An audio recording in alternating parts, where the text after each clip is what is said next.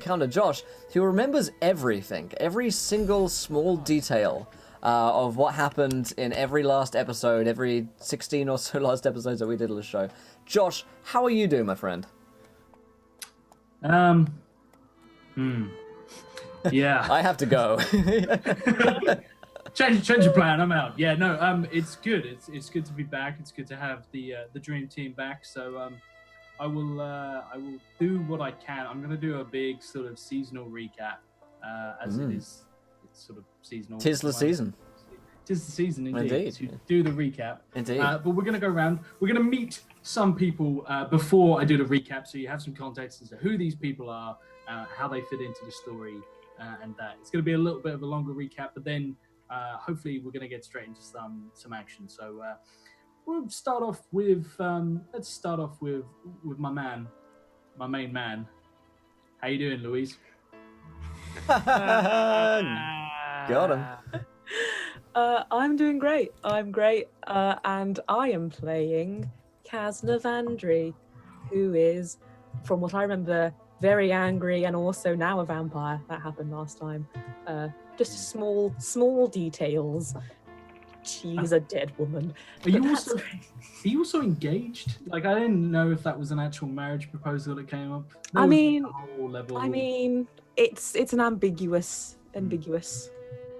Take from it what you will. Let's say, for the sake of Sid pestering me about marriage, that we're not engaged.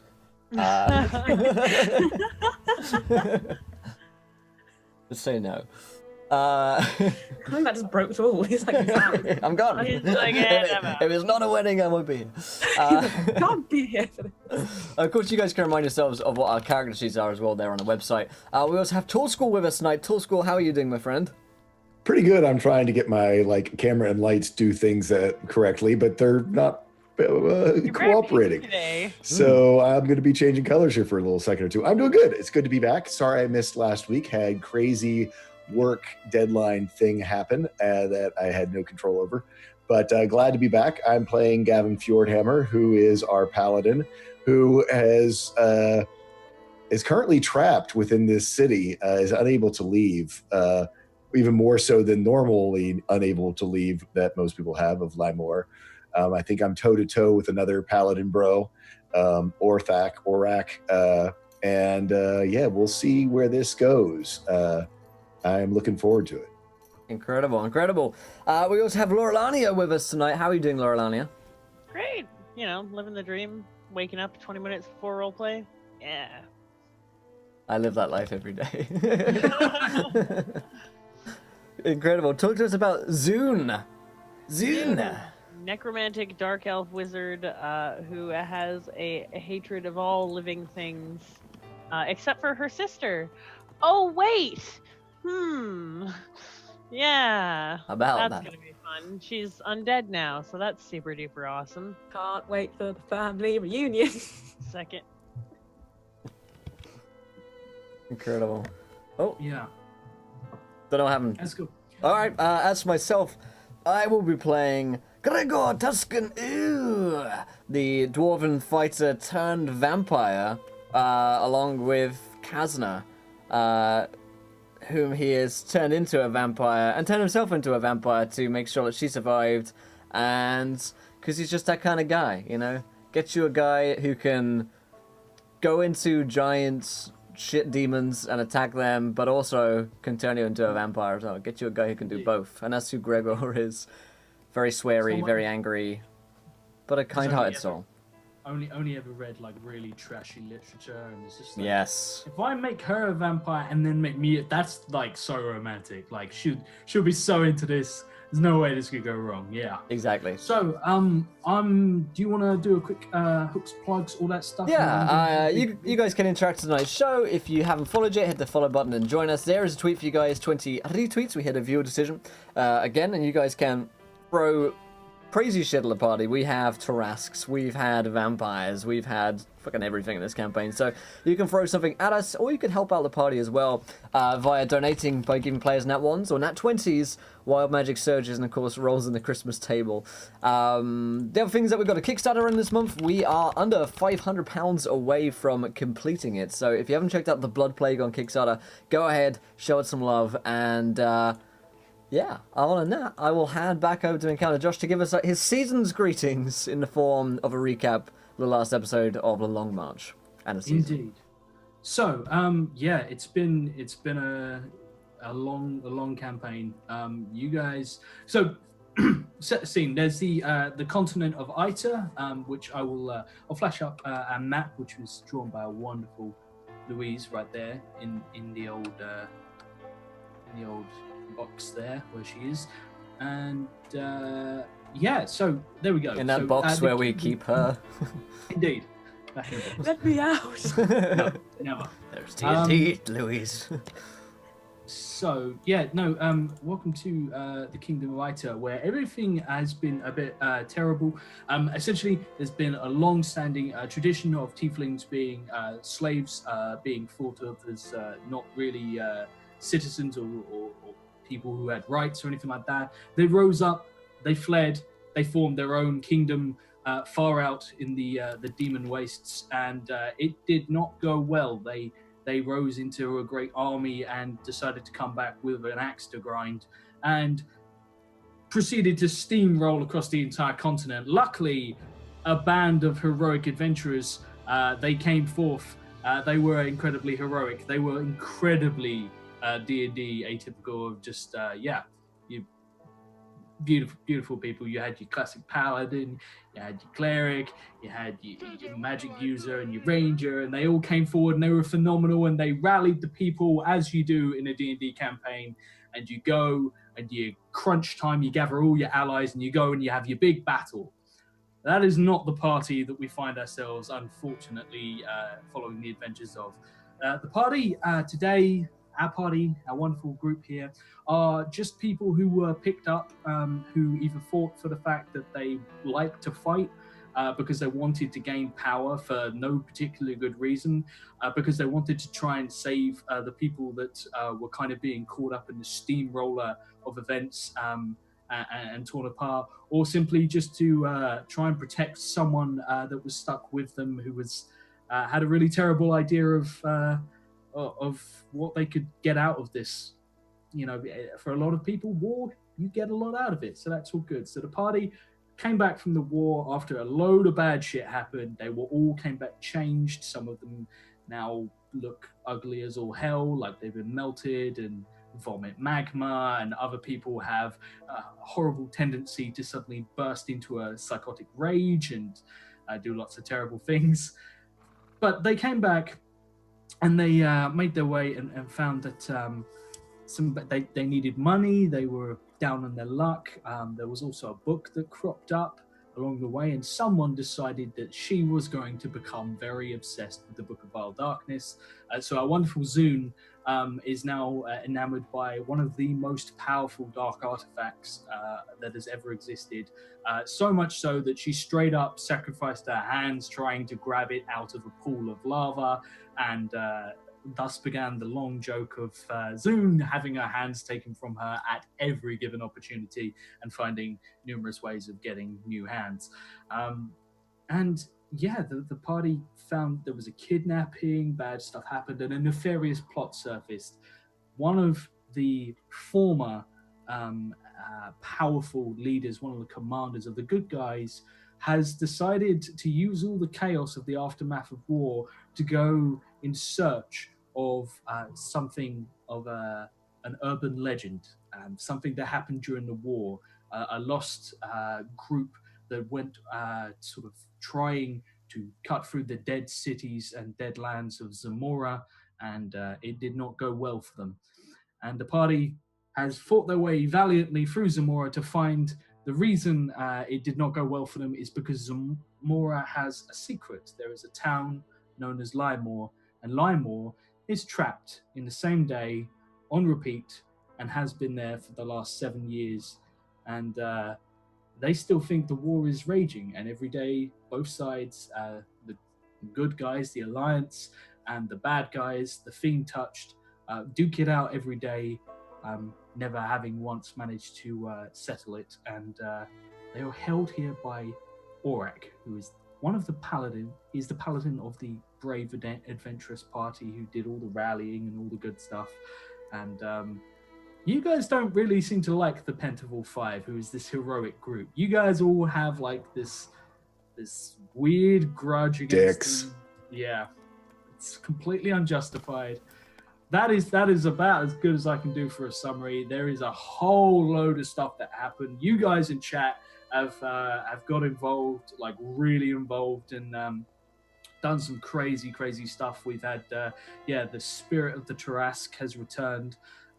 There has been gods coming in. There has been vampirism stuff happened. There was a hilarious moment where Gregor was taken out for execution, suddenly released due to a wild magic surge because everyone forgot who he was, so he was just released, and then immediately rolled another wild magic surge that basically he had the persona of a wanted criminal on everyone, and was immediately rearrested. So it's been wonderful. You guys have done loads of stuff, but to recap where everyone is right at this second, two of our party, that is the wonderful Tall Skull, aka Gavin Fjordhammer, and the wonderful Zune Vandry, aka Tia Lorelania, we have are both in the town of Lymore in a time bubble with the individual Aurak, the paladin who is responsible for creating this time bubble, for looping this area in time, for preserving the war here as a punishment for people not being able to reconcile their differences. And Aurak appears to have bitten off a lot more than he can chew. Turns out you shouldn't really do this, encapsulate an entire sort of 5-mile area in a single day in time. That has bad effects on everything. Zune appreciates this. Gavin is trying to figure out what the hell. On the outside, Kazna and Gregor, now recently turned vampires who are hungry for blood and not really sure what to do, not really sure if this puts them in a relationship or what's going on there, have just reached for the first time Lymore, seen it from the outside, but the last thing we saw was Gregor. You heard a rustling in your jimmies. Oh, You heard a rustling. I don't usually rustle on their own. This is true. Usually I have to be rustled by something.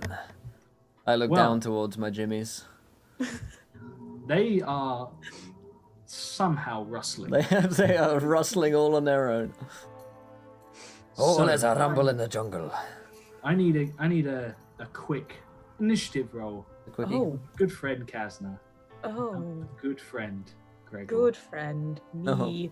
Initiative is 7. I don't have a good initiative. I seem to remember.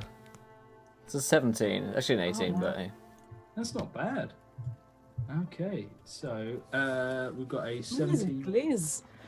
Is that someone that I don't remember, or is that a new person? Gliz was Urho's character, but we never saw him on screen, so we had and I wasn't paying attention because we were on screen.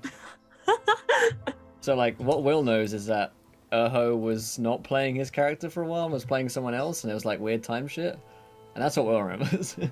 And then I had to leave the campaign. I was like, oh shit. Well, at least I have to know that stuff now.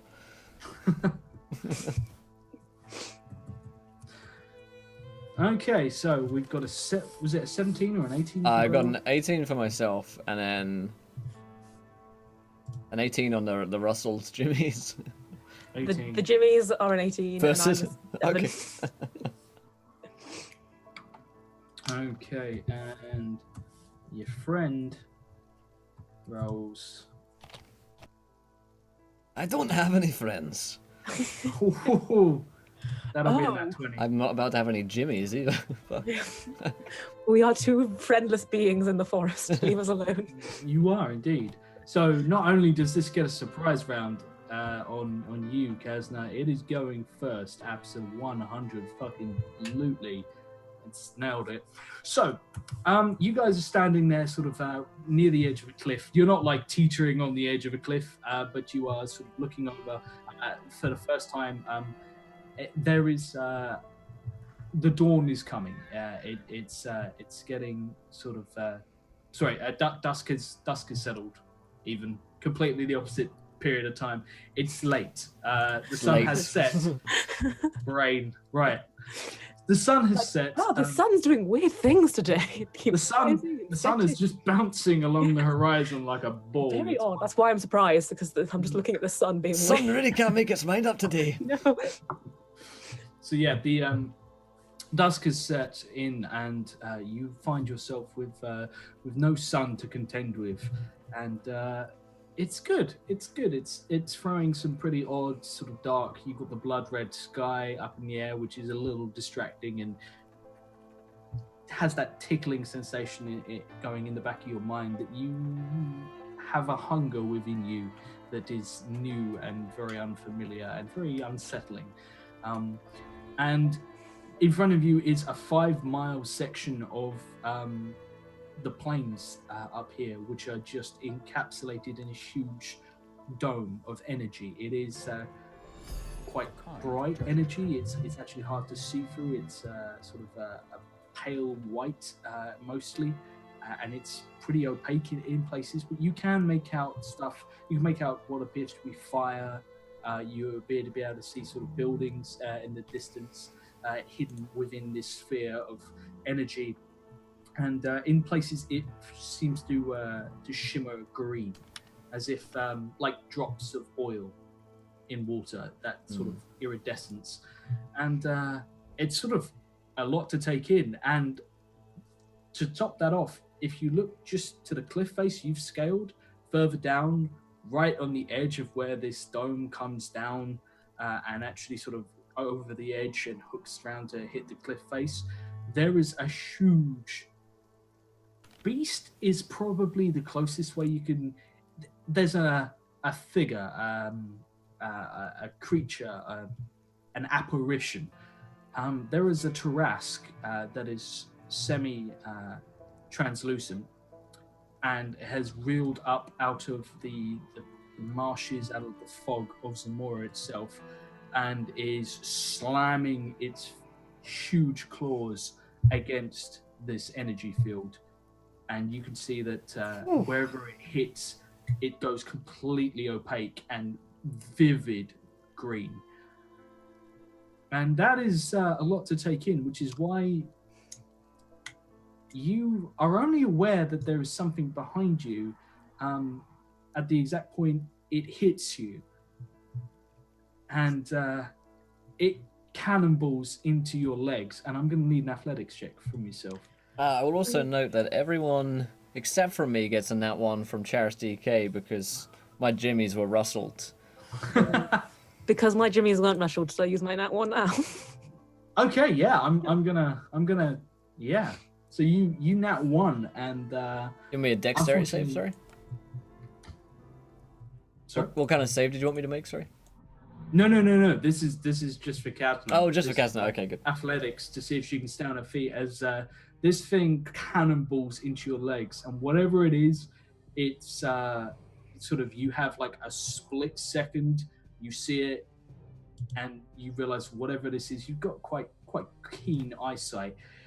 It came in low. It's probably something like a hog, like a warthog, like something low down, quadrupedal, with a lot of muscle, a lot of strength, and it just slams into you sort of at the back of your legs and sweeps them out from beneath you, and you are suddenly winded, looking up into the air, just sort of stunned, splayed out on your back. And the only odd thing is there's no noise. It happens so quietly. So yeah, that is Kazna, and we'll take it now to Gregor. Gregor, my old buddy, old pal. Kazna goes flying, slams into the floor, kicks up, sort of splashes of dirt in every direction. And Kazna was not in particularly great shape to begin with. You've, you know, she needs to feed. Yes. Well, I see this hog, which is presumably a source of warm blood, and You don't see a hog. oh, it's gone. What do I see? You see something vanish into the bushes. Roll me a perception check. Okay. Natural one. You see a hog vanish into the bushes. Good. Whatever it was, it's like a very quick sort of. It's something probably not like a serious predator. It's probably more scavengery, sort of like something that would go through your bins. That kind of Right. it's It's like looking at Kazna, and Kazna looks suitably like trash. So it's Fair- probably fair that it's a scavenger, an opportunist sort Okay. of. Okay. I guess I'll pick her up in that case. And say, "You're right, Kazna." Yes, I just taken by surprise. Hey, you got your jimmies rustled there. I did indeed. Looks like whatever that thing was just a wee boa. Strange though. Usually aren't that aggressive. They bleed though. That they do. Maybe we should see if we can find it. What? By the way, are we gonna address that giant fucking Thrask? Well, I mean, it looks like it might be a problem, but not our problem. Right, Okay. looks like a tomorrow kind of problem. How far? That's a problem for the future versions of ourselves. Right now, there's this little shit in the forest. How far from this dome would you say we are, Josh, and this Thrask? Probably about a mile out, but it's like there's it's scrubby on sort of the ground between you and it. It's And we see the town as well, right? bushes. Yeah, you can sort of make out buildings that look like they're burning, but it's hard to really get any. It's hard to really see through this field. Right. But as you sort of look out, Kazna, can you do me a favor? Can you make me a Constitution saving throw? I would love nothing more than to make you a Constitution saving throw. Hmm. And that Constitution saving throw is 27. 27. Fight me. You managed to put weight on your leg and realize that it's excruciatingly painful. Okay. And sort of you are going to have to balance on your friend Greg, or as you look down, roll me a medicine check. Okay. I would also love nothing more than You to are do fucked. that. Your leg is gone. On a 10, you've been in fights before, Kazna. It's You know This is Statement. true. That is a correct statement. Well done. there are many different methods of felling a larger opponent.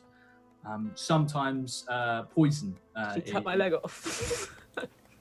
No, but it's given it a bloody good try. It's cut straight through the tendons in the back of your knee. Oh, well, that Your looks painful. leg is not going to hold your weight at the moment. Remember when I said I was okay? Yes, I do. That was incorrect. That was false. That was not true. Am I gonna have to carry you? Maybe. I Okay. can try. I can try and walk. Try leaning on me. Okay. So I'll give her a shoulder, which is probably quite low down. It's like leaning like, oh. I can go down. And basically begin to walk towards the town. And if I can make out what the boar is along the way, then I'll try and go hunting for it. Okay. You don't have to move particularly far as you take Kazna's weight and not sort of fully able to defend yourself. Something comes up behind you and slams into you, Gregor. It doesn't manage to sort of take you off your feet, and you feel something stab into your side. but it doesn't puncture through. Sort of like it makes its way between the plates, but it doesn't actually manage to sort of penetrate the padding underneath. It catches in the chain link. Fuck you, and, mate. I look back to see what it is.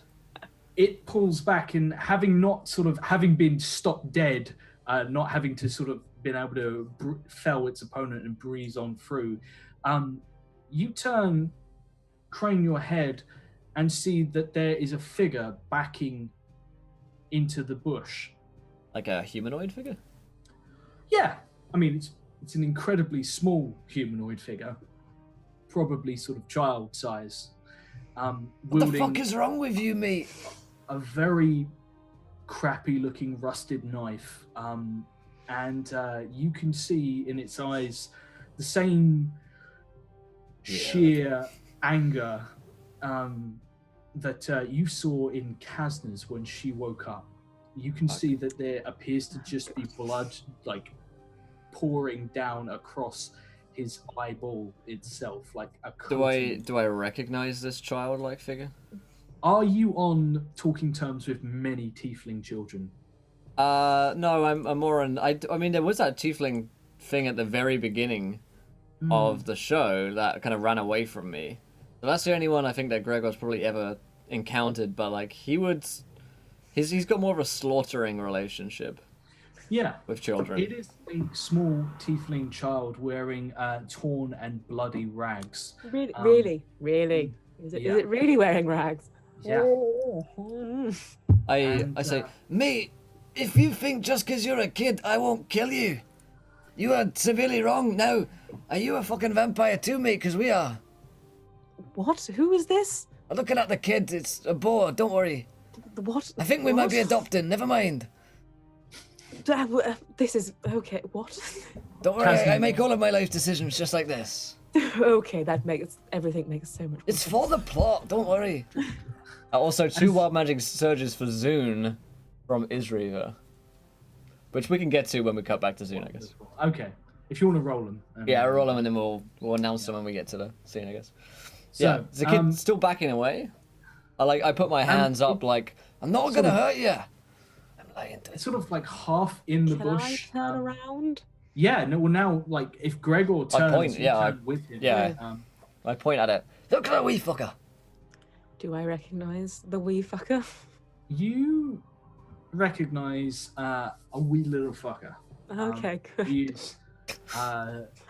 He's on all fours, backing up with a very what looks to be a kitchen knife that is coated in rust, that is pretty nasty looking. You can actually see that sort of the tip has snapped off and is probably lodged somewhere in Gregor's armor, and he is backing off. He is covered in blood. Left his fucking tip in me.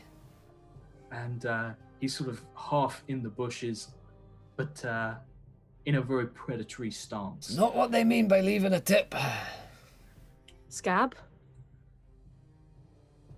Excuse me? You get its attention. Scab. His name is Scab. What?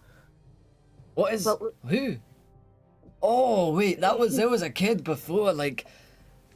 Back in my distant memory, but in game probably only a few weeks ago.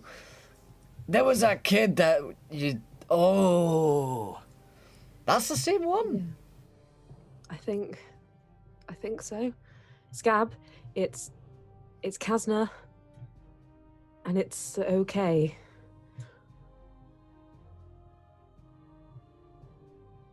He slowly begins to make this slightly guttural noise in the back of his throat.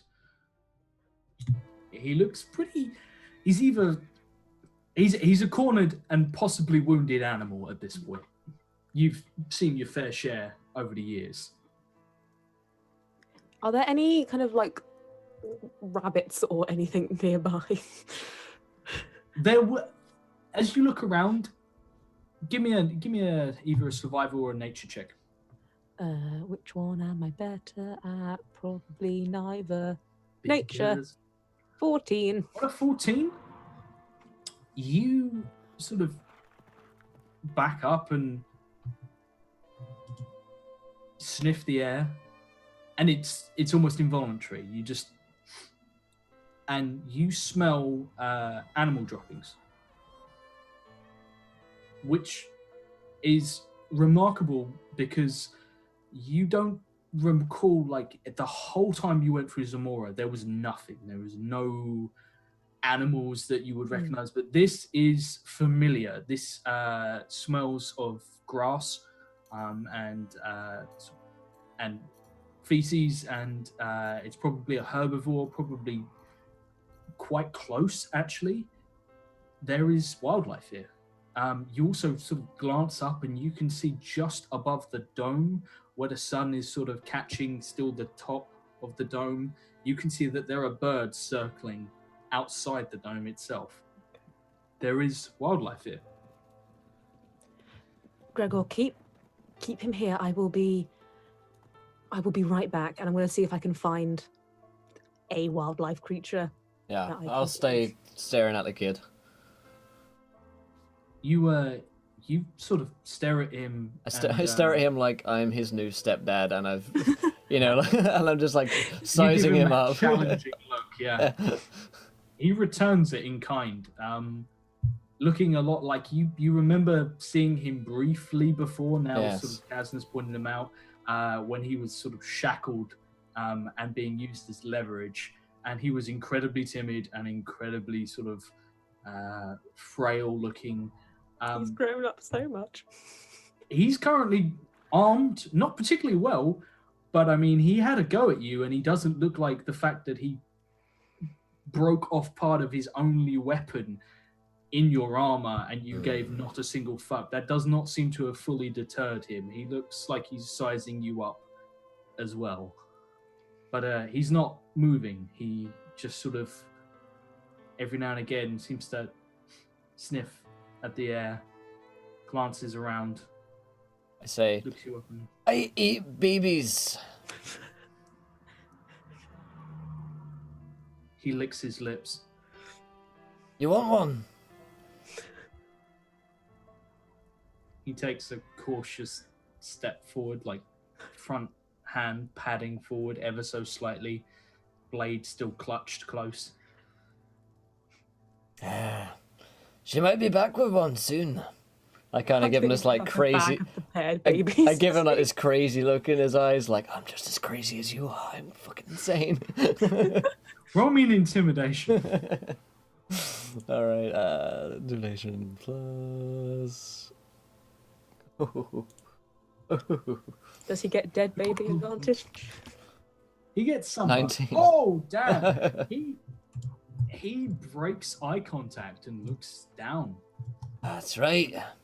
You see, sort of like he loosens his grip ever so slightly on the knife, flexes his hand, and sort of seems to suddenly take an intense interest in the grass at his between his palms, and sort of like begins picking at it and looks kind of bashfully up and then down again, and then he slowly crawls backwards through the bushes into what appears to sort of be there's almost like a circle, and out you can sort of hear him moving around, and he seems to have found like a little patch of cover in the center, almost like a fort. I let him be there and just kind of keep an eye on the bush and wait for her to return. We have hit 20 retweets, which is viewer decision territory. Okay. So, something that's always fascinated me, guys, is in games like where you play like Skyrim or Fallout or something like that, and you kill a wild animal, some of the inventory items you find in wild animals, of cheese. that you're just like, what the fuck? How do you have this? Why do you have so many boots? Like, I get you have multiple legs, but why? So Kasna's going to go out. She's going to find something. I want to know. Give me the name of a creature that she can hunt and kill, and give me a strange thing that creature should not have, but has nonetheless. I like this. So it could be deer, desk. I just A come back writing with a deer kit. in one hand. A disguise kit. Yeah. The deer has a disguise kit. Although if it wasn't a deer after all, it was just some poor bloke that was disguised as a deer. The best disguise kit. If it is deer and disguise kit, that's going to be one epic disguise kit. Yeah. It's going to be a 2-man disguise kit, though. You feel like you actually killed 2 people who were in a deer outfit running together. Yeah, you monster. So I destroyed the pantomime. yeah, you did. You absolutely did. Kasner's behind you. So yeah, you guys, you can keep an eye on him. Like every now and again, you see him sort of like poke his head up slightly, sees you've seen him because like he can only be in a very small area, and then he hides. And you hear him playing with stuff sort of in the center, like throwing rocks against stuff, making strange sounds, just hiding, being a kid. Okay. You leave him to it? I will wait for Kazna to return whilst I guard this boy, unsure of how to proceed. So, yeah, Kazna goes off on her epic hunt, and we'll get to that in a moment. But we're going to cut now, at long last, to our dear friends Zoom and Gavin, who are currently standing in front of a collapsed goblin who is just like lying on the floor in a heap. And there is a very large, 8.5-foot orc that is semi-transparent and is glowing green and has a huge greatsword in his hands. And he is standing there. He sees you both, and he has been sort of drawn forth. You have ousted him.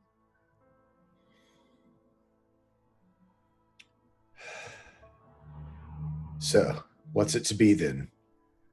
You've obviously created all this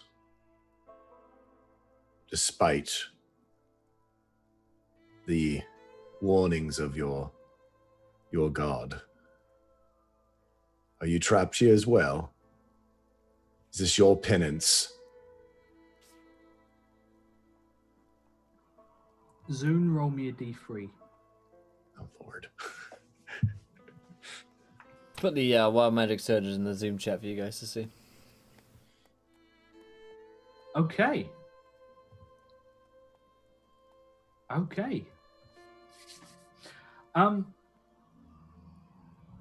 Zoom, as Gavin speaks and Aurak listens and he appraises you sort of both, looking impressed that you've found him, that you've discovered his hiding place, and also that you've survived maybe, and generally looking amused that maybe for the first time in a very long time, things have not gone how he was expecting today, which is probably a nice change for him. But Zoom, you're a little distracted because you become very much aware that there is something else. There's something right behind you. I But it's- look into Gavin's eyes for a moment if I have the sensation that something is behind me. Or is he standing adjacent to me? Like, are we standing facing Yeah. forward together? Okay, so he can't see what's behind me. So I'm just going to slowly, dramatically turn around, It's behind me, isn't it? look at whatever it is, as nonchalantly as possible. There's nothing there. But you still feel like as you turn your head, like there is something just behind you. And you get the sense of, you feel what appears to be a sudden spasm that you can't control. And it happens in your gut and it travels up through your chest. And It sounds like a Feel it. car. And a bus. Makes an engine sound. There's strange things inside creatures you kill. Yes. Zune has a bus, She has a bus within her. a Harley. Yeah. So you feel this strange sensation come over you, and Gavin, next to you, Zune laughs. However, Zune has a quite puzzled expression on her face that does not match the fact that she is laughing at all. Zune's eyes completely betray the fact that it's not her laughing right this second, or it's a very strange, non-humorous laugh. To be fair, Zune psychotically laughs pretty Yeah. often, so am I able to speak at all? Yeah, it comes and it goes very quickly, but you get the sensation that whatever it is, there is something paying very, very, very close attention to you right now, and it is incredibly powerful. I hold my hand out in the general direction, and I cast Fairy Fire, trying to see if there's anything invisible that I might be able to catch near me. Okay. You fire off Fairy Fire. The air around you sort of bursts into brilliant light, dancing with blues and purples and swirling black, and it's entirely absent. You scatter it across the floor, but it's that really discomforting, like someone's leaning right over your shoulder, that really irritating sensation you get that someone's just behind you, sort of glancing at everything you're doing, and you can't shake it. Doesn't matter which way you orientate yourself, it's there. Gavin. You all right, Zune? No, there is something here besides this one, I say, looking over to the orc. There is a sensation of a creature next to me. Well, we know that we aren't the only... That Auric isn't the only powerful thing that's trapped in here with us. I don't know if I would call Auric that powerful. His magic is not working as intended, otherwise we would not be here.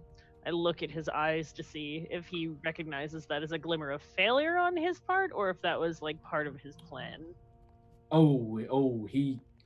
He goes from sort of mildly smirking and seemingly bemused to thunderously angry in a split second, and he grips his great sword and swings, and before either of you can move, it cuts straight through both of you. Amusing. So you are You're just fine. as trapped. It feels uncomfortable. Quick question, no relevance. How old are you both? Oh, fuck. 110. You are not 110 anymore. Happy birthday. Yeah. Gavin, how old are you? Feels Gavin's 32, actually, because he got hit with a wild magic surge that de-aged him by 10 years last time. That's a really convenient thing. Gavin, you are now 64. feels Zoom, birthday, man. you are now 220. Dude, no, she's the older sister. No. Ah, suck it, nerd. Suck it, nerd. I'm now 200 years old. Well, I'm a fucking vampire, so Yeah. fight me. Fuck you. I'm not jealous. I'm pretty sure this isn't how age works.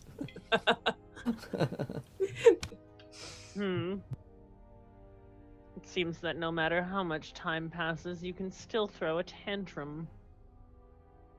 He looks at you and snarls, and as he does, Do you want my assistance or not? Or do you just plan on going around turning everyone else into mummies that works in here?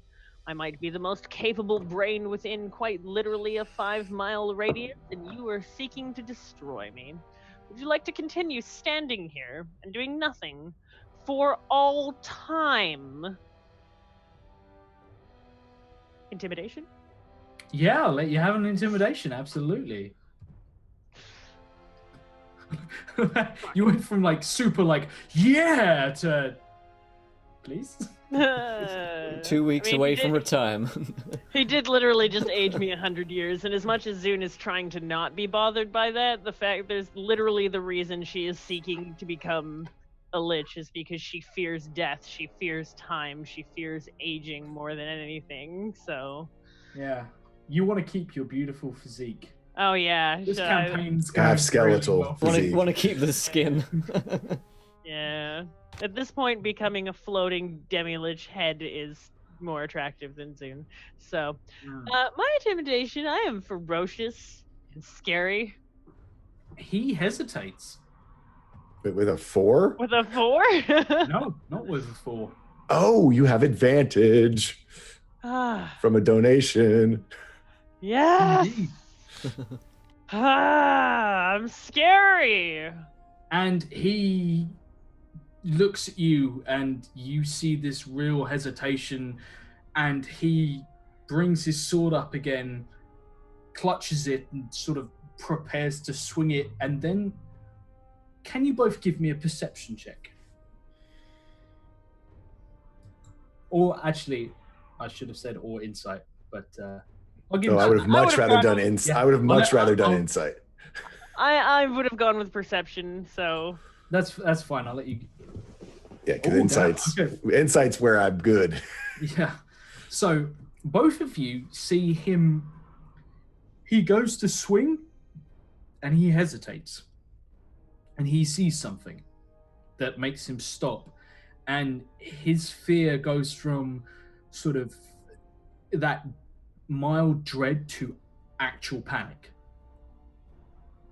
And this is a guy who has done all of this, and it's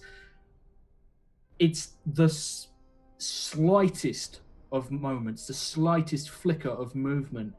His eyes just shift maybe 3 inches to the left, and then back to locking eyes with Zune. And though you can't see how he's like, it's not like you can tell his complexion is changed. You just see his jaw muscles tighten and his eyes widen slightly. And We're not your enemy. What is in here with us? How can we stop it? We can be on the same side with this. Gavin actually spins and turns his back on Auric, seeing that there is something more dangerous than Auric potentially close by, seeing it in his eyes.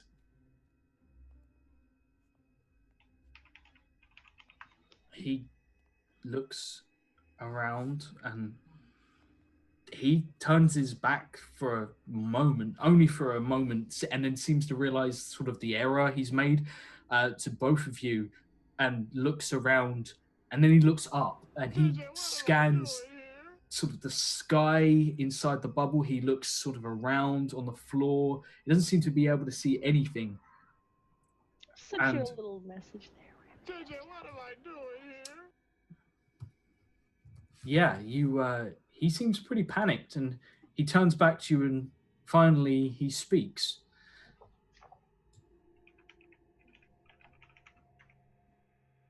You have somehow survived.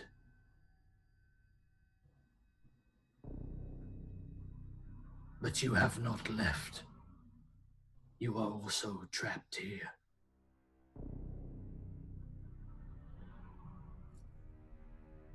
Yes.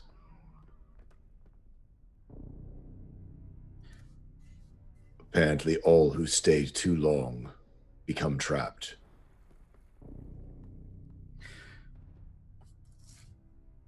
There is something here.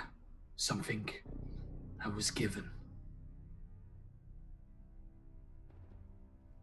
A gift. So I might excel where I had failed. It promised great power. I look at Gavin. I look at Zune and I'm like, do you not see? how this just ruins people, ruins lives, ruins the universe. I look at him. The book is eternal. It cannot be destroyed. Is this to what you reference? He looks at you, looks at Gavin, and he lowers his sword slightly. You've seen it, haven't you? Show him your hands. She tried to touch it.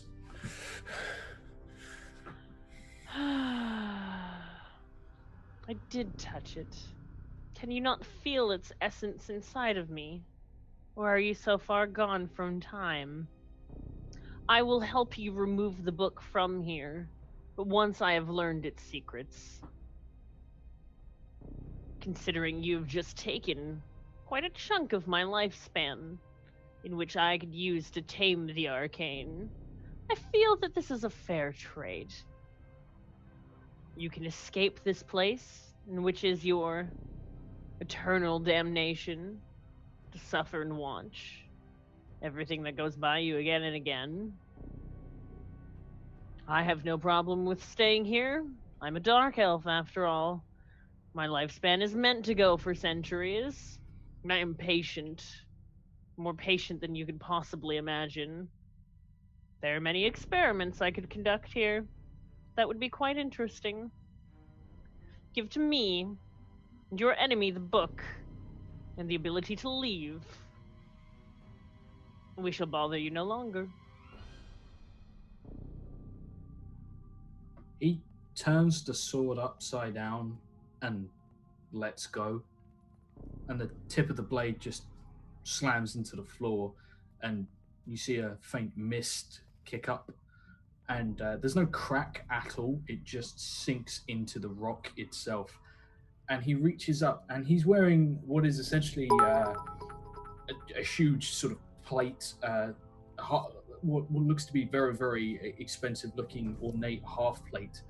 And he reaches up, and despite the fact that he's ethereal, he actually seems to have to start removing pieces, and he pulls off this plate, and something drips onto the floor that is not ethereal at all.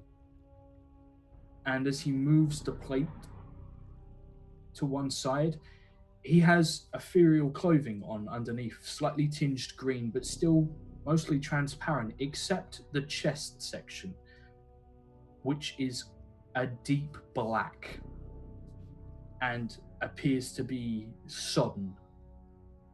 And he reaches up again, and he unpins several different buttons and pulls open his clothes to reveal his chest. And despite the fact that this man is about as material as a ghost, he looks nothing more to be nothing more than sort of a specter. He has wounds in his chest that are still bleeding, and they are not bleeding in the same transparent fashion as everything else upon him. They are bleeding actual blood that, when it hits the floor, the droplets of blood bend the grass. It is still a wound that is open, and you can see a huge circle that has been cut into his chest, like a ring of barbed wire. And it moves ever so slightly, shifting across his chest in tightening circles. You can't take the book from me.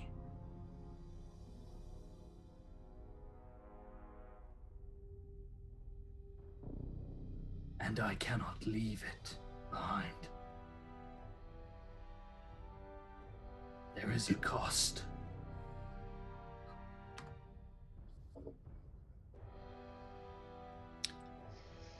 Is that why your plan here has turned out so poorly?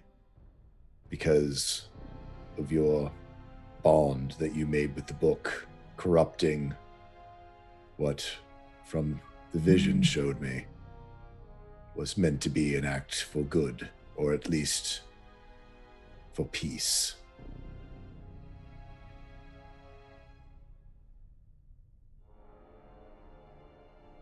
He looks down and looks up to you.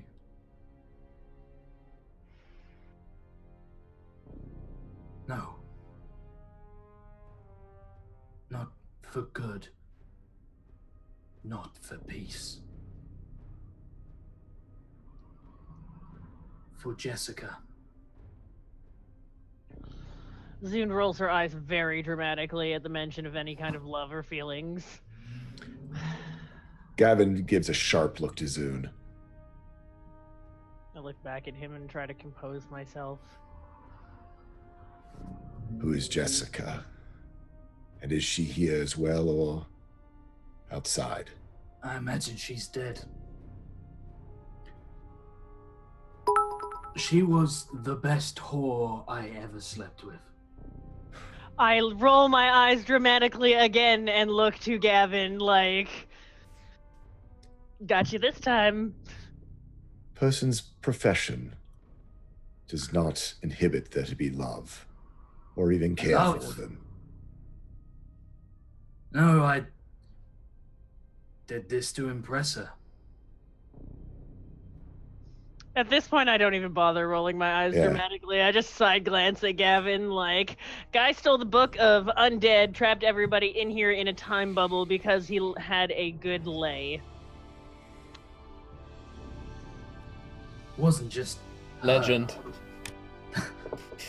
There were others who doubted us. We wanted to show the world what we could do.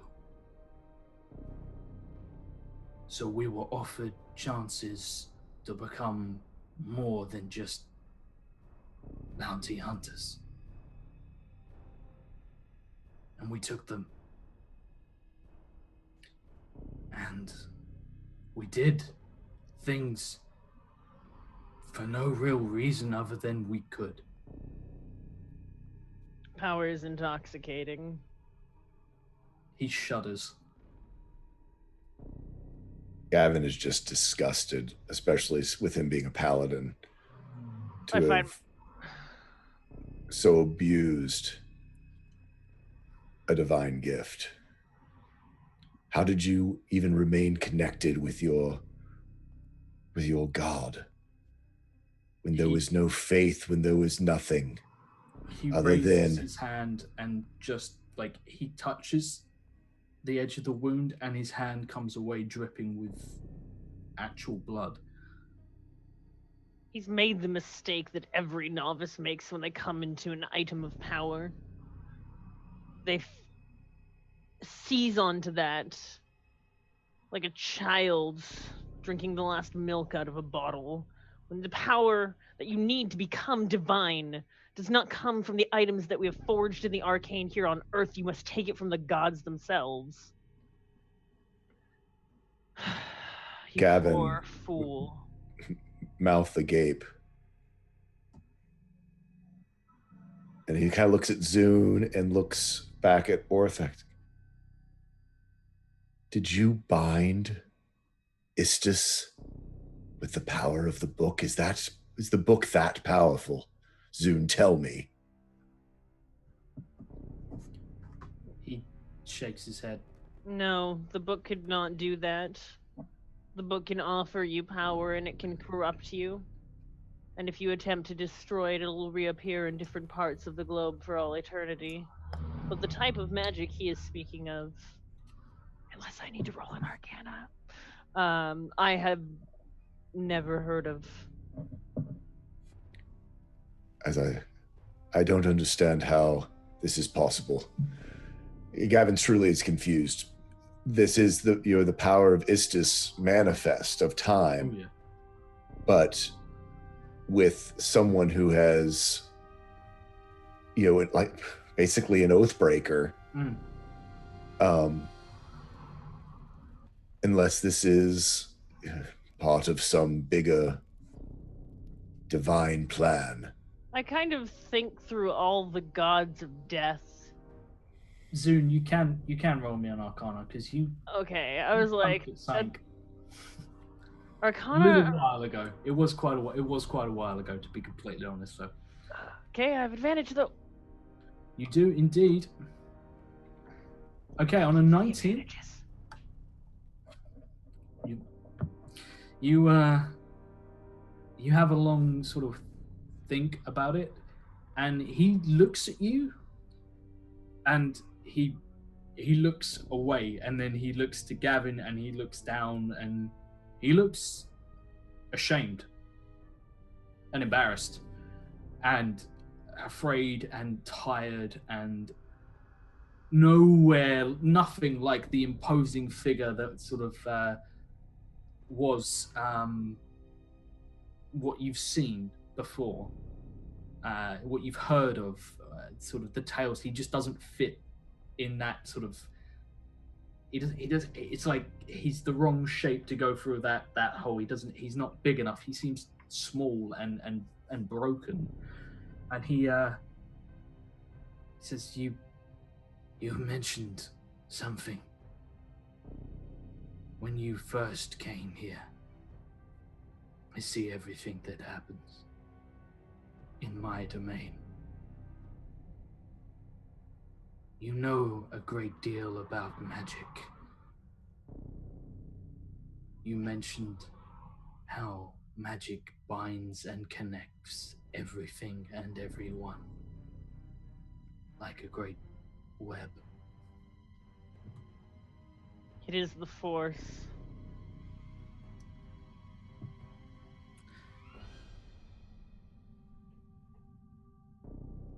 When a individual such as myself is granted power, something is extended.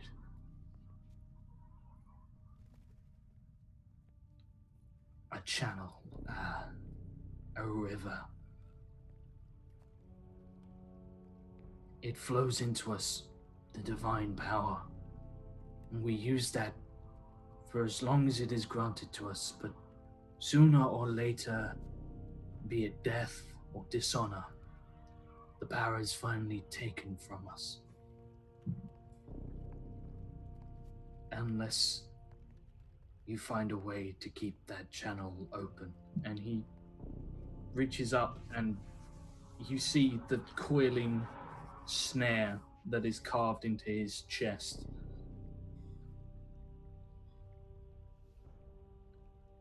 Like a parasite. It's just tried to cut you off, and you found a way to keep the river flowing. Yes? I didn't. I made a deal with someone who promised that they could.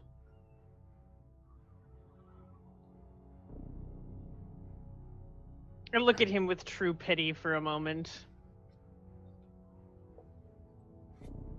I think Gavin does too.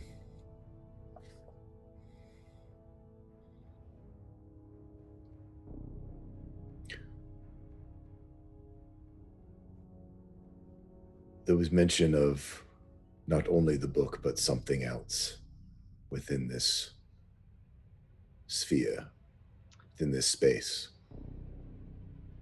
What are we dealing with here? There is a sickness. It holds the hearts of the other four. And myself. Well, it did. But I've been here for a long time.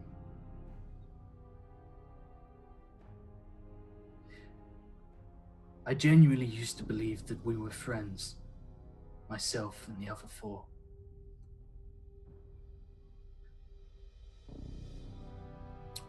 When I became trapped here and never returned, they came to investigate. And they left me. To whom and which do you speak? the rest of the Pentacle 5.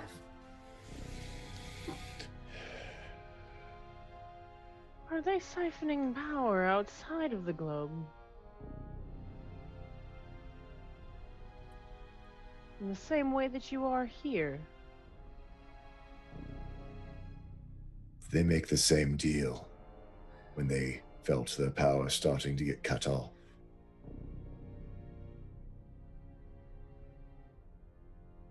This sickness came before. A very long time ago. We were just ordinary folk. Ambitious. And foolhardy and with great cruel. designs. You And used to be cruel. 6 before you were 5. He pauses and I looked at Gavin. History check? Because that one's going over my Yeah. head It would be go over your head. I think you had your Yeah. headphones off. here. Oh, okay. 12, no. Never heard of the 6. Please don't tell me that the 6th was Jessica, or I might lose all interest in this conversation. He shakes his head. No, the 6th. Was left behind as well. I looked at Gavin in a combination of frustration and just a ever so tiny bead of, you kept this from me? I was going to say, please say there's mixed in there the fact that I kept it from you. There's got to be a little bit of respect as well. There's just like, I look at him like, Gavin kept a secret? how could you keep this information? And that small kind of forge that Zune was starting to feel between like the good and evil that was in us bonding, it kind of stretches a little bit thinner for just a moment as she looks at him, and is a mix of betrayal and respect kind of all in the glance, in typical elven fashion, where it's there for a moment and then it's gone the next, and looks over to Orak.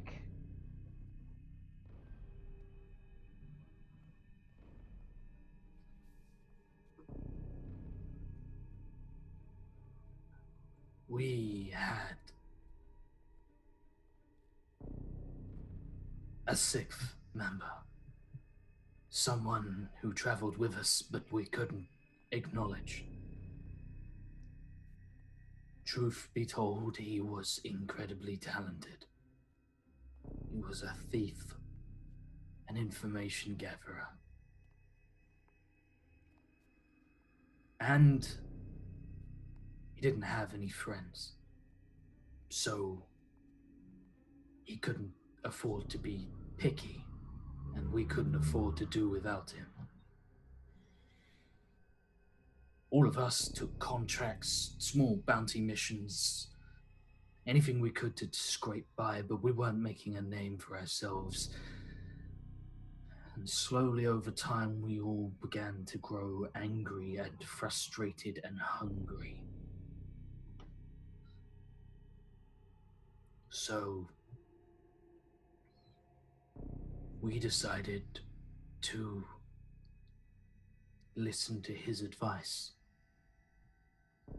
And he led us on a bounty far greater than anything we had previously undertaken. We marched past the Black Mountains and into the Demon Wastes in search of an old fortress that had long ago been abandoned. That is a long march. That it is. Said the thing. You bitch. It's been a while since you got it. Yeah, I've been waiting my turn, fair and square, okay? We marched to the fortress, and the longer we spent out there, the more we spoke of how we would spend our fortune for stomping out the demons that were supposedly haunting this place. led by our sixth party member who was our guide. He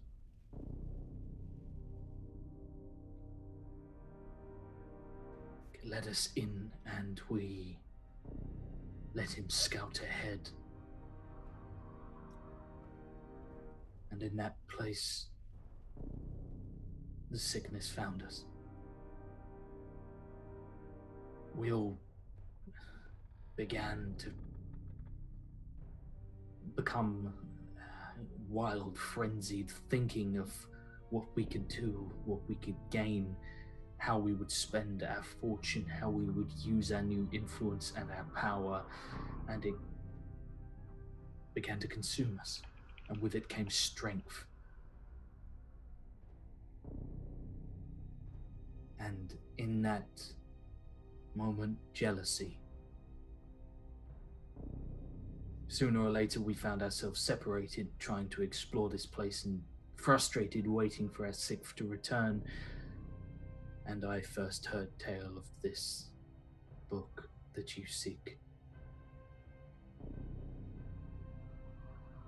A voice in the dark told me where I could find it, where it was hidden. Promised me its power.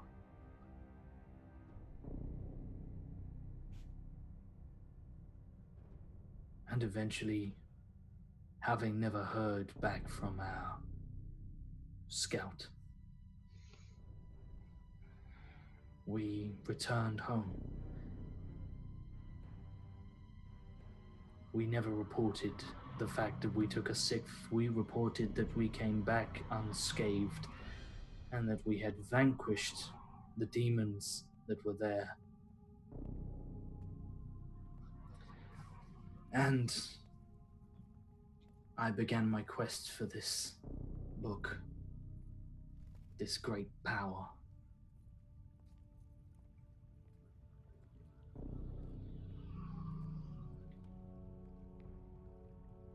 From that day onwards, we were all obsessed with something. For me, it was gaining the ability to control time itself. Something that was always hinted at by my goddess, but never truly available to me. It's not available to anyone, not even your goddess. Look around. This is not controlling time. This is no different than a talented wizard casting an extended time stop. This is not controlling time. Time still flows around outside the bubble. This is no different than play actors stopping for a moment while everyone goes and gets refreshments. For me, it was time. For Titus, it was immortality. The ability to live on, to survive anything.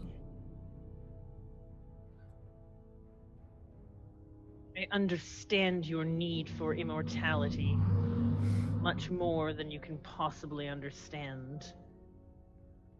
But even I, even for the book, even for my sister, this is not the answer.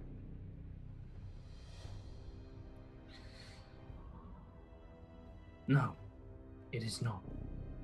But it is the answer I was given. Sometimes you don't have a choice. When you throw your desires into the void, be afraid when they're answered.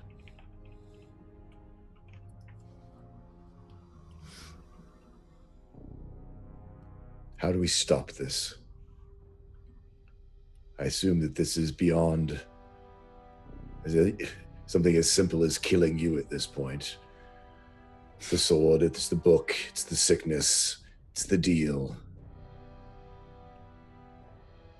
It's the web that you've woven here that can't just be swept away like cobwebs in an old house. You need to break the barrier. The Tarask, beast of legend. I assume it's still out there leaning against the wall trying to break through. Every now and again there is this almighty loud sort of thunderous crash that sort of momentarily cuts out all conversation. Is your condition still valid, do you think? That they will be stuck here until they can come to a bargain or to meet their obligations?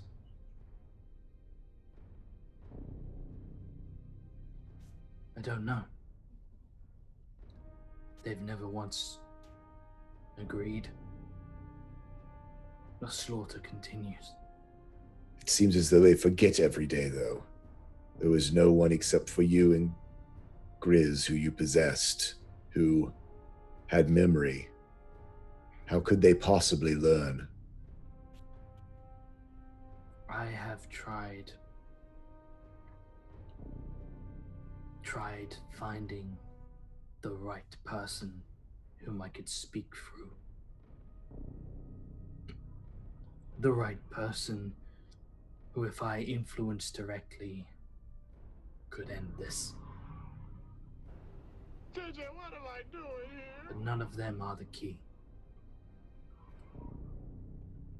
Either bring down this barrier or solve this. I look to Gavin. People do things when they're about to die. We could lead them and see if they'd agree on their deathbeds. The problem is, I mean,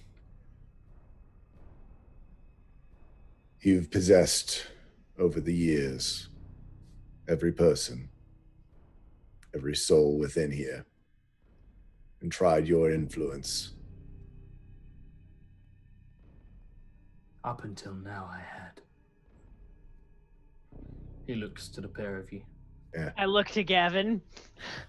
I was wondering myself if perhaps we are the new piece of the equation, but your voice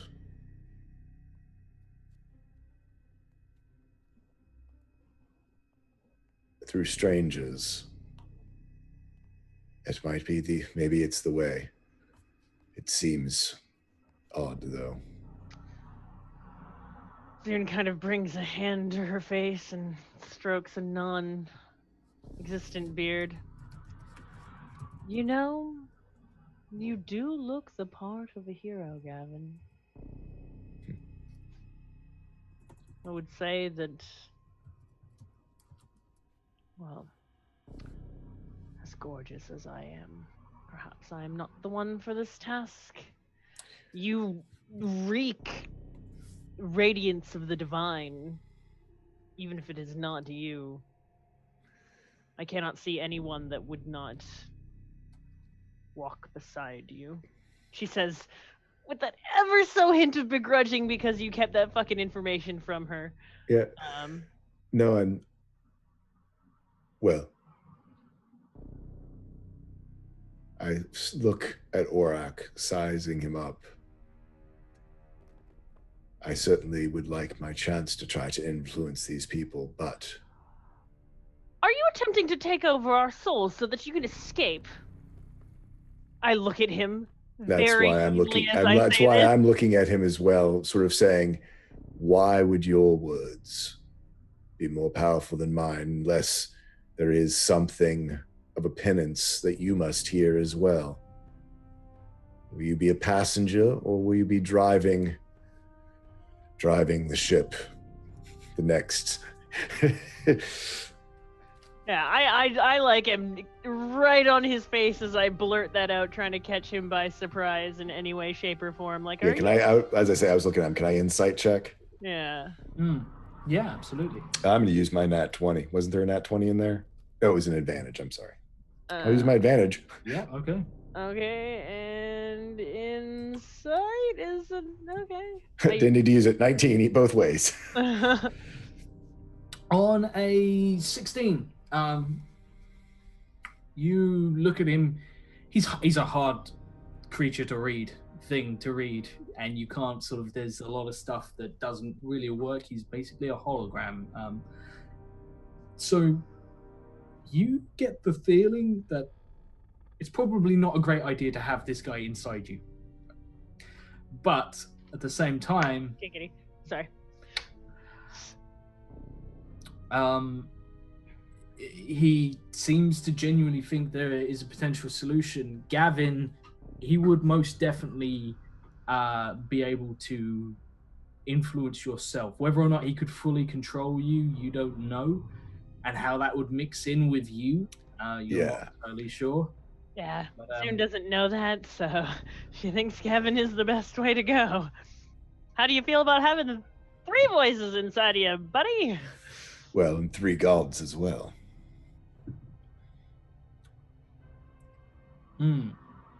So he's already betrayed one of the previous Pentacle 6. I'm starting to think that this is...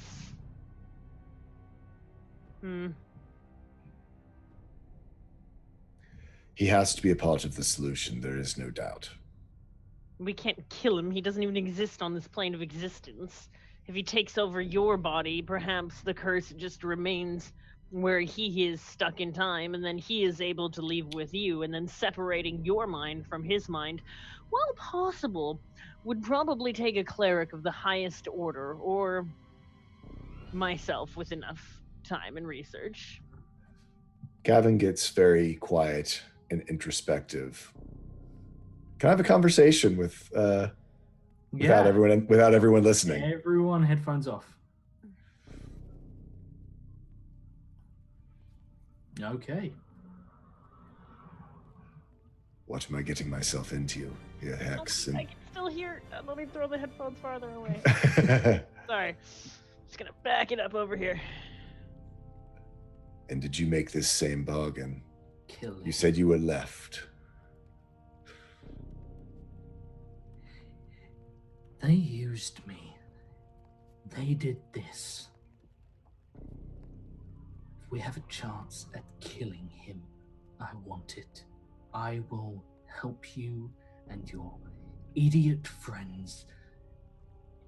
But I made a deal with you when this began that I wanted them to pay.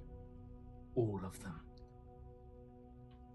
He's included in that. Whether or not he's found his conscience or not.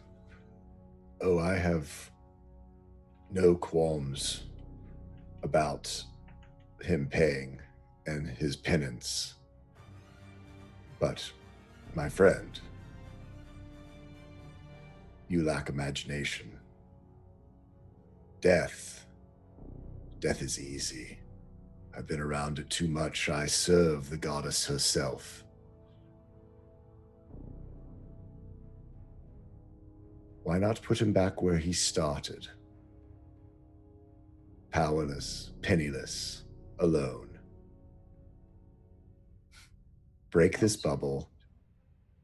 Break the curse. He's broken his oath already.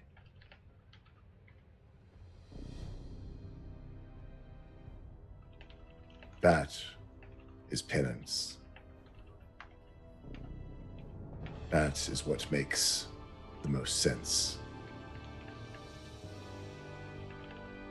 Have you not wondered, perhaps, why you, against all the odds, are here with me?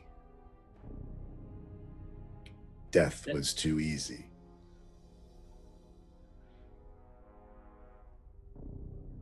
There's an uncomfortable sort of like shift. You almost feel him sort of wringing his fingers in frustration, and you look down and realize sort of you're mimicking the behavior outwardly, feeling his frustration, and he sighs.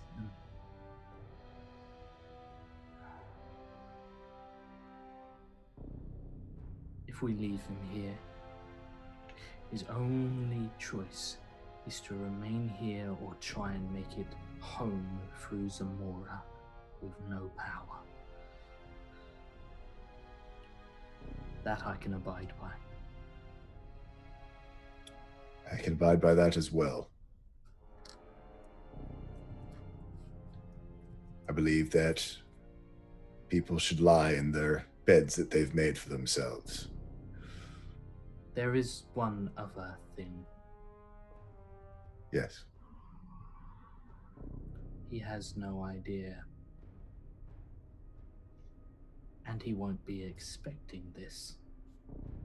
I figured not.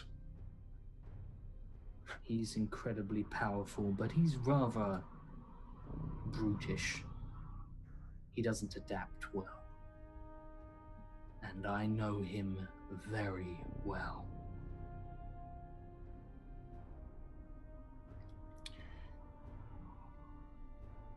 Can you?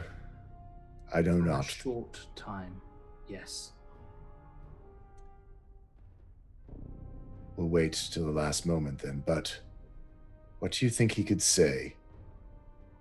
What do you think that his motives are here that thinks that he could somehow activate the failsafe that's on this mess that he's made? Your infernals, those who follow you, I'm almost wondering if you shouldn't speak to them. He speaks to his, you speak to yours. Perhaps we have a solution. He's not going to speak to anyone, Gavin. He's here, and he's after you, because you're the opposite side of the coin to Zune. You're the one stopping her going after it. If you're not there to stop him, if you're not there to stop her, then you work together to get it. Then he figures he takes it from Zune or kills her, and he has the book back for the first time since all of this started.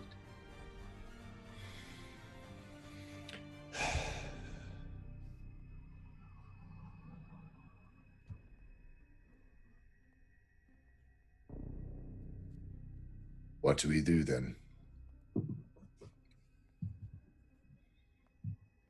Well, we can't destroy it. I'm talking about, I think the book. Zune is a problem for another day. To me, or will we not solve this trap without dealing with the book first? How connected is all this? The book hasn't managed to leave. Which I don't fully understand because we saw it before. And Aurak, he was in the final fight, the final battle, confrontation. Yes, we saw him. But he's been here. Oh, time is a mystery, is it not? Well, that's one way of looking at it. The other way of looking at it would be that there was someone else in his place.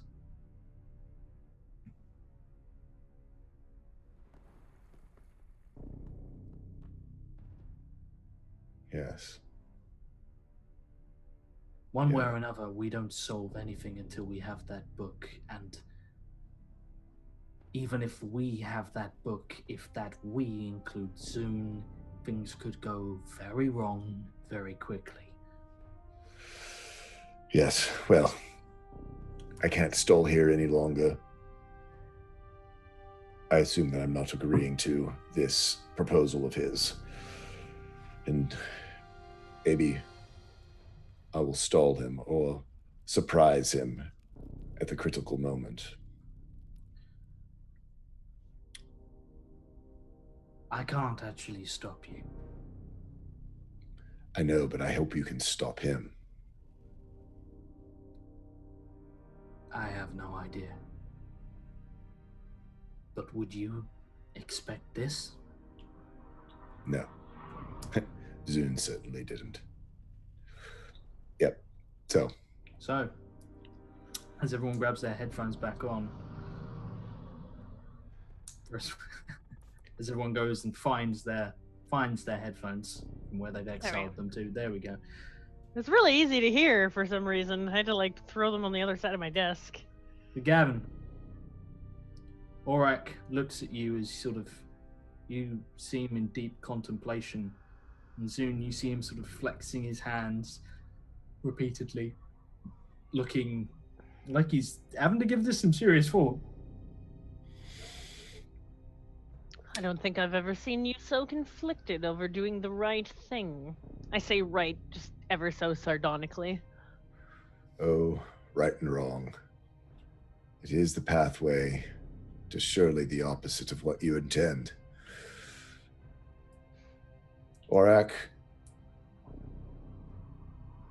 perhaps this can be arranged, but I'm not going to have you inside of me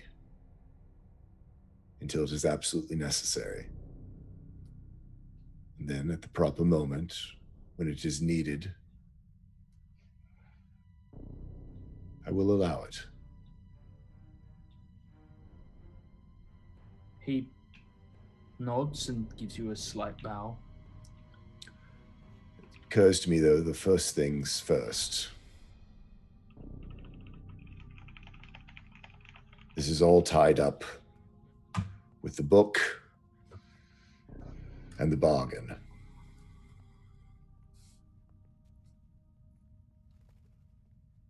My understanding is the book is moved continually to keep you away from it, or certainly kept Grizz away from it. I look at him as he says that, like, oh, you know. He looks Yeah, because we talked about it. Grizz talked about it. Oh, Grizz. Sorry. Got it. Glitz. Glint, sorry. Glitz, yeah. Wait up. Glitz, that's Arrow.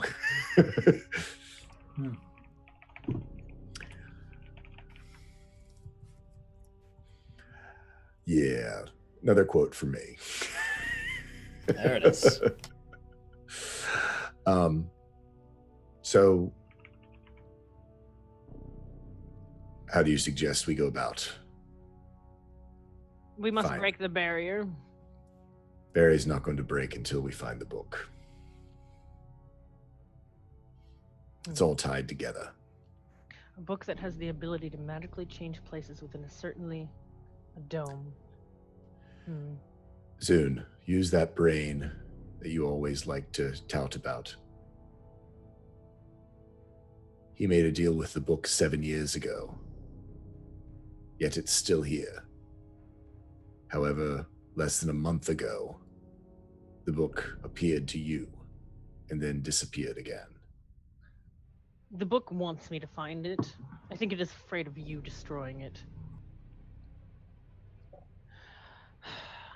Find that idiot Glitz. He's on the ground here next to us, passed out, right? Wake up this idiot. There's 2 ways we can solve this. One is by good old-fashioned searching manually, which I detest any type of labor. The other is math. The book can only appear in so many places at the same time. These people, fodder, death. Okay. Well, The solution is still the one that I said before. Kill everyone. The only life form that we'll be able to detect in any type of way would be the items in the book. Or... Do you have a spell book? Detect magic. It is not in my repertoire that I have on me. Is the book shielded? Aurak shakes his head. You're telling me there's not one damned capable wizard in this stupid... Zune.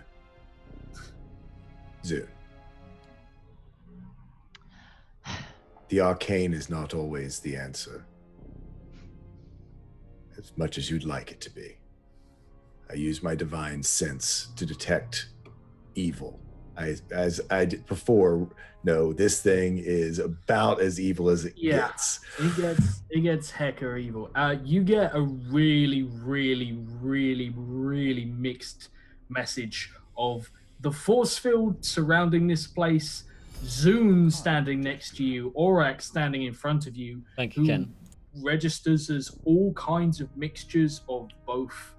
And yeah, somewhere far away on the other side of town, you sense something.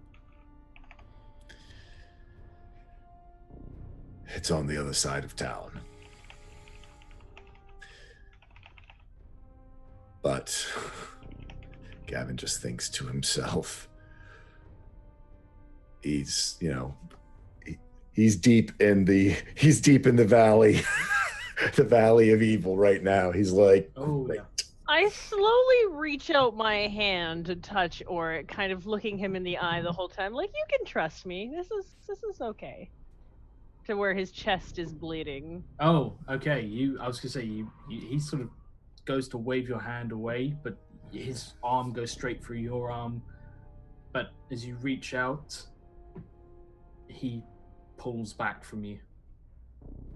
What are you doing? It's a hypothesis I need to test. I'm a wizard after all.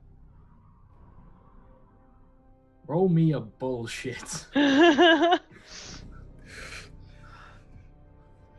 ooh. I'm a fucking roll against it.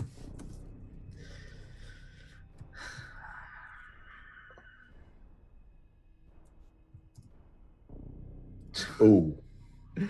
He looks defeated and has that desperation in his eye, and he allows you to reach out and touch the edge of it.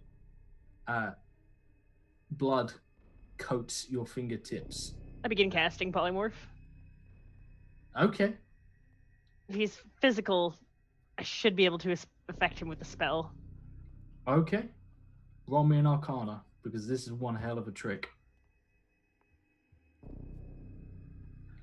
On a 20? Okay.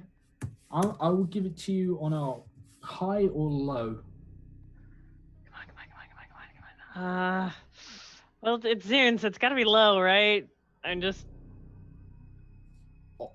It's a 30. You see, what do you try and polymorph him into? A sheep, of course. Fantastic. Just like the good old days.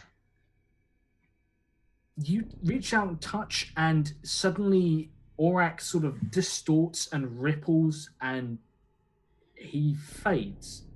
And in front of you, a pool of blood just sort of splashes down and begins to take shape.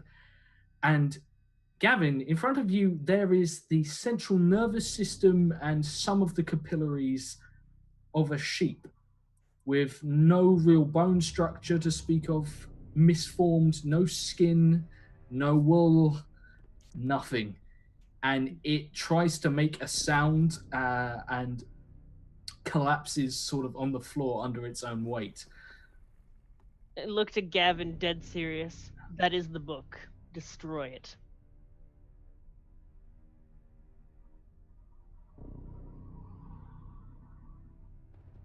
Zune. It is not what I want. You know how much I hunger for power, but I also wish to escape. Destroy it. Zune. I just did a divine sense. He is evil. You are evil. The dome is evil, but it is not the book. I don't have a sword. I don't have a sword. I don't have a sword. How can I kill you? There is a knife on the collapsed, unconscious individual lying on the Do a floor. wisdom saving throw. I'm gonna grab that knife, hopefully before. Do a wisdom saving throw, Zune. I just cast hold person on you. No! No! No! This is our chance to escape, you fool! Fly, you fool! A kind gesture. An 18 will beat me. Stab.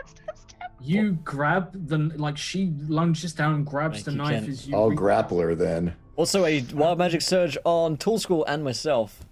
Oh no. Come on! Thank you, Kent. Big money, big money, big money, big money, big money. I'll roll mine, but I'll bring it in when we cut back. Okay, roll me that wild magic surge, School. Let's see. 88, 11. What in the 88. world is going to happen as I try to grab Zune? Nearest dark elf dies. No, 88. I'm not really a dark elf anymore. Ah, yeah, this is true. Oh, this one's weird. All written text within 50 yards shrinks by 50%. My spellbook just got smaller and easier to carry. Thanks, Yeah. man. Pocketbook. It now fits in a clutch bag as opposed to like a normal bag. Yeah. You There's can an take it out awkward anywhere. size in between before. You reach down and go to stab at it. I'm just gonna both of you roll me initiative, just to see who's faster. Oh, Oh, casting the hold. Yeah, casting the hold person. I was. Zune reaches up, grabs it, and slams down the blade into this mess of flesh and blood and sinew. It's a polymorph spell, though, right? It's the closest. So doesn't he just thing- turn back into Aurak? Theoretically, the magic is splitting him, and that's what I'm hoping for at best here. You Like I said- stab into it. It makes a strange noise that's not really. It doesn't sound like anything. It's not like a cry out in pain or anything like that. It sounds like something has been punctured, like a football has been punctured. Like it's that wheezing sigh as you've hit something internal, or maybe it's just the sound of air passing through it. You're not entirely sure, and you just cleave through. There's no bone really to contend with. There's nothing. You slice this thing, a huge, vicious slice, and as you do so, Squall, like I believe Divine Sense lasts a little while. Yep, it does. You get this huge waft of just horrible, putrid smell coming out of as Zune just opens this thing up, and on the floor, splattered around, you see the remains of this thing, and it begins to shift, and it begins to take the form of a very deformed, half-made, skeletal, humanoid figure, and then stops forming. And all around you, the dome flickers ever so slightly.